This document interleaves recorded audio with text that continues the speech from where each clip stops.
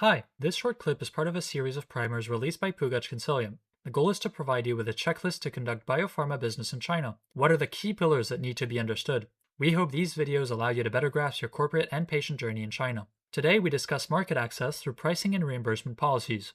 Make sure you're equipped to navigate China's P&R framework. If you don't have a domestically registered branch, a domestic legal agent is required to handle legal liabilities and price reporting obligations. Ensure your drug is approved and you are the marketing authorization holder. Understand the classification of your product in China. Have supporting evidence of the clinical value of your drug. And keep your global marketing strategy in mind.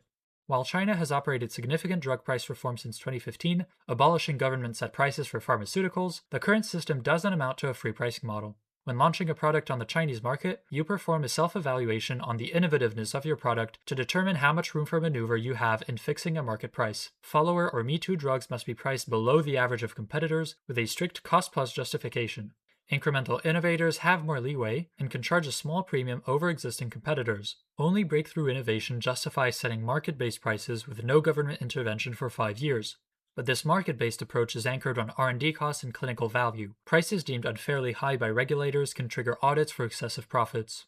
Pricing is only a fraction of market access considerations in China. In practice, you should also consider reimbursement strategies to unlock the full potential of the Chinese market. National insurance primarily comes through the National Reimbursement Drug List, which was significantly overhauled in 2015. Through its broad coverage, 95% of the Chinese population, it unlocks huge market potential despite required price cuts. The NRDL is updated yearly by the NHSA through a negotiation process, placing emphasis on innovation as well as accessibility. While a cost-effectiveness study is conducted, higher-cost innovative medicines, including oncology, orphan, and pediatric drugs, are encouraged on the NRDL. The negotiation process leads to an agreement between the NHSA and the manufacturer, often with steep price cuts.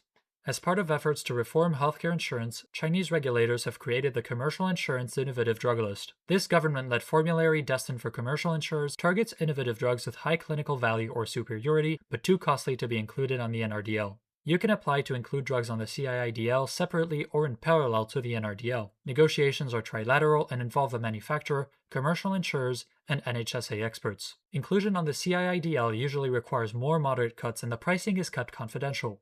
Once innovative drugs start facing heavy generic or biosimilar competition, they become eligible for volume-based procurement. In this process, the government pools all public hospital demand for the molecule and awards large shares of the market to the lowest bidder. Alternatively, you may choose to stay out of the hospital channel and instead focus on retail pharmacies. This avoids the very heavy price cuts necessary for volume-based procurement while leveraging the reputation of the drug with patients who distrust generics. As we wrap up this topic, keep in mind that different drugs or therapeutic fields may require different P&R strategies.